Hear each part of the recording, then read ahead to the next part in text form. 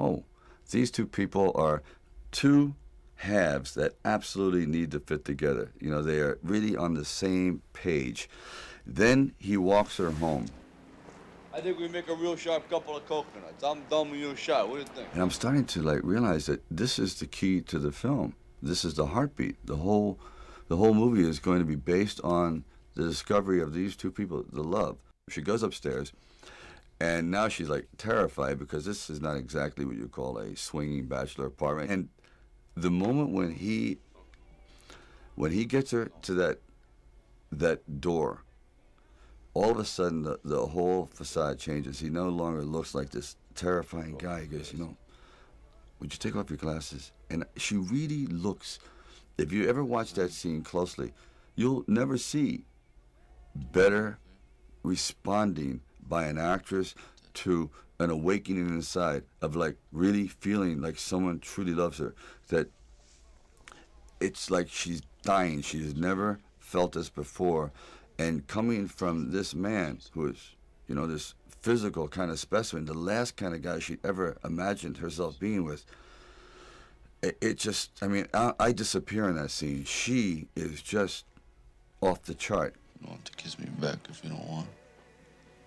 I don't want to kiss you.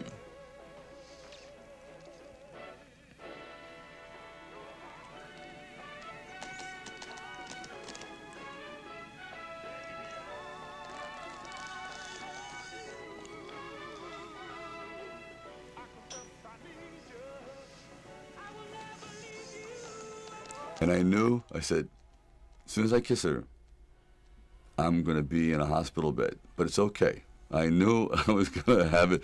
He's like, here comes the flu. And anyway, I come together and I kiss her and we go down to the floor. I don't know if I could ever have a scene that had more love that I'll ever do in it. And even though I got the cold, I'm over it, Talia. It's okay. And I couldn't have come up with a better Apollo Creed than Carl Weathers. He was absolutely magnificent on his feet, an amazing body, the perfect voice, and he had this bearing that actually Carl came in.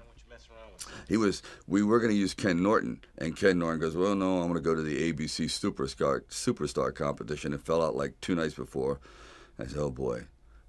I tell you, I really believe in divine intervention sometimes, because he walks in and he starts to audition and he's doing the lines well, and then he gets up and he starts to box with me a little bit, and he bangs 2 or 3 off my head. I said, geez, this guy he really doesn't care if he gets the part, does he? I mean, he's putting lumps on my forehead and he's really into it. Then he sits back down and he goes, Mr. Avildsen, I could do much better if you had a real actor reading with me. He goes, well, Carl, that's Rocky. That's the guy who wrote the script. He goes, oh, maybe he'll get better. I said, you know what? I said, please, hire him. He's great. He's great. That's exactly the attitude I wanted. He was fantastic, and he still is. I remember I was taking the ride across country because I couldn't afford an airline flight, and I'm on the train for like 3 days with the dog Butkus.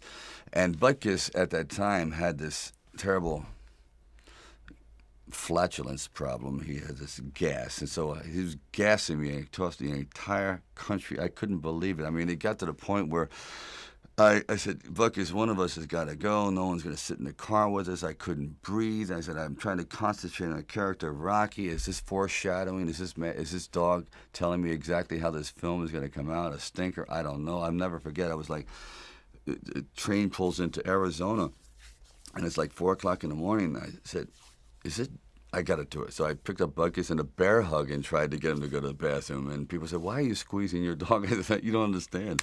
It's a matter of survival. And anyway, he didn't. And again, it was a very, very smelly experience until I got to Philadelphia. And then he gets right to the hotel where I'm staying and decides to let it go and literally built a pyramid. I mean, it was the most unbelievable thing. I said, you know what?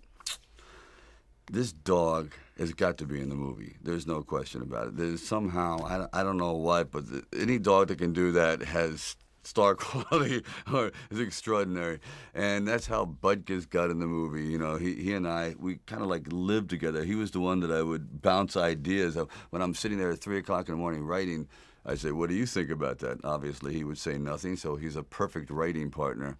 And anyway, that's the story of me and Butkus. The original ending of Rocky was quite different than what we have now. The original ending was he goes the distance and he's looking for Adrian. The crowd is starting to disperse. You know, 1 minute after the fight, yes, he did a noble thing, but time moves on. The champion is carried out of the ring, and Rocky starts to meander through the crowd. He eventually gets to the curtain.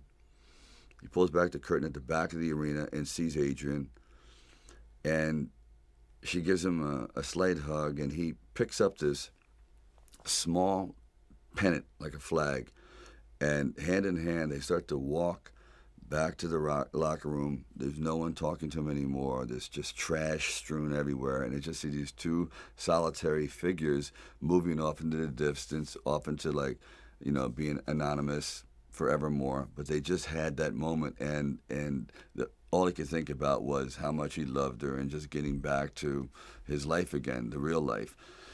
And it just didn't seem very, very satisfying. So after we had done that, and that was the poster shot, we thought, boy, wouldn't it be interesting to catch a man's moment, a man's life at the quintessential seminal moment. So we went back, and I have friends in the scene. I have producers in the scene. We had about 30 people. We only had the money to do like 1/4 of the ring, so just a little corner. And you see these people going around in a circle, milling around, and crowds, and Rocky's going, just get everything out of my face. And he's yelling for Adrian, Rocky, Adrian, Rocky. And they had someone, as Adrian is running to the ring, again, very, very tight, they had like fishing line connected to her hat, and they pull her hat off. So, because I thought, wouldn't it be interesting that the first thing Rocky says when she comes into the ring is like, "Where's your hat?"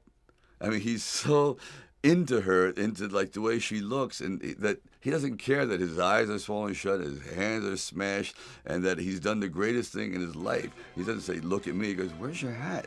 And he's like, "I love you." He goes, "I love you too."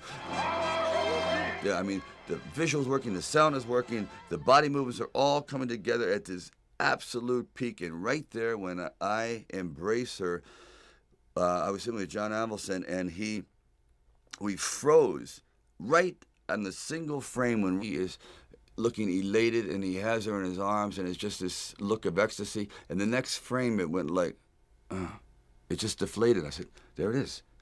From that moment on, it's all downhill. I mean, how we all hit this absolute maximum of elation and celebration, and that can only be sustained for like just an infinitesimal moment in time. And if you can you imagine how great it would be just to freeze on that moment? And that's how we froze Rocky. That the original Rocky, he went out at the height. His life will never be more rewarding or more important or more valid than that second.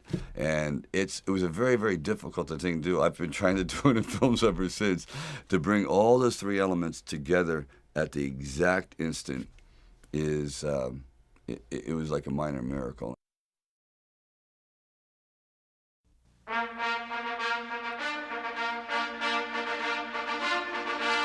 Rocky, I had no idea was ever going to have this sort of response.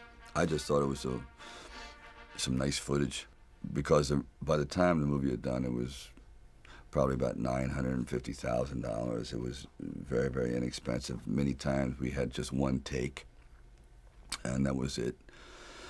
So when the screenings around Hollywood at the time were getting this unusual response, that people were actually reacting to the fight as though the fight were happening, I thought, wow, they're really invested in these characters. And I was starting to get phone calls from very, very celebrated people around town. I said, wow, this could be it. This actually is going to work. Now, you understand, because I really had no true confidence in it, because I had no no film history, no real film knowledge. I was just working from, I guess, instinct, and I was not a filmmaker, and really not a. This is as a writer, nothing had ever been produced before, so I didn't know if my writing really worked. Then finally, it was being shown at the Directors Guild, and this was going to be the test. And there was about 900 people invited, and it was a packed crowd, and the movie was playing terribly. My mother was sitting next to me, and the laughs weren't coming where they're supposed to, and the fight itself seemed to be listless, the response was, and I sat there as everyone filed out of the theater, and I couldn't believe it. I said, Ma, I really blew it. It was all like, I don't know, it was nice while it lasted, but I guess when you get down and you show it to the big boys, they're just not buying it. Anyway, I sat there and literally there was no one left in the theater because I was humiliated and saddened by the whole thing. And even, you know, I walked her out and I was walking down the steps, and there's 3 flights down, first flight, second flight, and then by the time I turned for the 3rd flight, the entire audience was down there. There was 900 people waiting, and they started to applaud, and I mean truly applaud. And I said, how could you doubt me, Mom? I'm shocked. And it's like, I just completely came apart. And so there'll never be a moment like that ever. I mean, I truly was over. I said, this is it. I'm just going to, go back home, take my dog, and go back into, trying to eke out a living. And they were all there. And they responded in a way. It's like, I don't know if that's the way they did things in Hollywood, but they saved it up, and I'll never get over that moment. I just looked at all these people, and they were applauding. And it's been all downhill since. Rocky never expected to win. Never. He knew it. He was that much of a realist. And I admired the character for that, because so often I had gone to fight films or sporting films. Yes, we're going to go out there, we're going to knock him out, you're going to win. I said, no, because I'm not going to win. I'm going to get destroyed. But if I can just be lucid, if I can still be standing on my feet, you know what? Then life isn't so bad. And I think, again, symbolically, at the very end of our lives, if we can still say, we were never humbled, we were knocked down, but we got up, and I can say, I lived life with integrity, and I took all the blows, as the song says, and I still prevailed. I think that's a good epitaph for anyone, and that's what I tried to capture in this film. But more importantly, I also realized that you can't be alone. To really succeed, no man really is an island. And it took the love of a woman that no one else loved. It took even the befriending of her brother, who no one could understand, but they gelled together. And Rocky brought this whole group, and with Burgess Meredith, and together they were like individual pieces. But together they made a whole entity, a whole person. And I think, personally speaking, that's happened to me too. When you find the right components in your life, the right people that gel with you, then you feel as though you're invincible. It may be a fallacy, but you at least feel as though you can take all that life has to dish out. Okay, watch this now. Muhammad Ali and Chuck Wepner. Watch Wepner with his right hand where he hits Ali, right by the heart. Just watch for the punch. There's the left hand that sends him back. Now watch this punch. Bang! And it caught Ali by total surprise. Watch it again. Watch it again.